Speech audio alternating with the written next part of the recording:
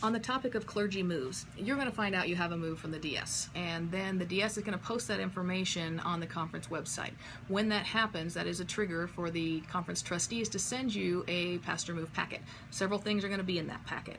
One is the guidelines for moving. That's going to outline things like who's eligible for a conference paid move, how many pounds of stuff you can move, the different kinds of moves you can make, whether you're going with a moving company or a self move.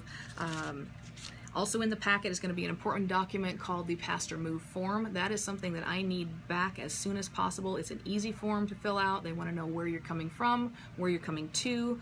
Please make sure you have the right addresses on there. There's a section for special concerns. What you would note there would be things that are unusual, like you have a baby grand piano or 3,000 pounds worth of books, things that we want to make the movers aware of before they come to move you so that they are prepared. You would also put, maybe you have a preference for a moving company. That's where you would put that also under those concerns or comments. So sign that form. When I receive it, I send it into the conference office. This is really the form that gets the ball rolling on your move, so I need it as soon as possible. The package you receive is also going to contain info on moving companies, so if you're not sure maybe who to pick, there's a whole list of them there for you to choose from if you need to. There's also parsonage cleaning information that's going to come out in that packet. Speaking of parsonage cleaning information, when you move out of a parsonage, I'm going to send you several documents having to do with what you need to do when you move out of a parsonage. I'm also going to send that information to the trustee and the SPRC chair. In that packet is going to be a parsonage cleaning information, a damage policy, a cleaning checklist, parsonage standards, and then there's a form for authorization for wage reduction, rarely used, only in the case where the pastor, being responsible for anything above normal wear and tear, can't pay that off at the time that they move. That wage reduction form allows the church to take a portion of their paycheck from their next appointment until that gets paid off. We don't use it very often. Take good care of the parsonage and you won't have to use it at all. Let's talk a little bit about benefits. If you're new to the conference, or maybe you have a status change, you could receive a benefits package from the conference office if you're eligible.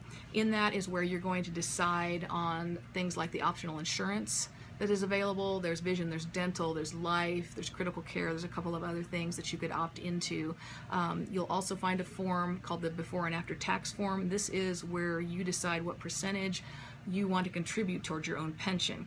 I will tell you that when we fill out a compensation form, the defaults are, no, I didn't take any of that extra insurance, and I'd like to do 1% tax deferred for my pension.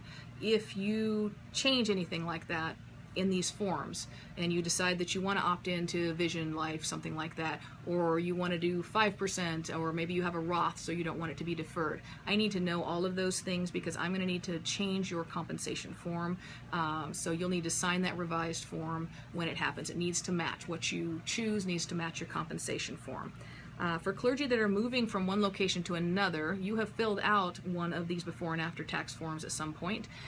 But you have to fill out another one when you move because the plan sponsor is your church. So because you're moving, the plan sponsor is changing. New form needs to be completed. I'm going to send you that out. A copy, an email will come out to you with a blank copy. You fill it out. Maybe it's the same percentage it was before. That's fine. Maybe you're going to change the percentage. Send it to me. Then I will send it on to get signed from the new SPRC chair of the church that you're going to. Then they'll send it back to me, and then I will send it into the conference so we can get the correct information for your pension going. So that is a quick and dirty rundown of what happens with pastoral moves here. If you ever have any questions, please call the district office. Thanks.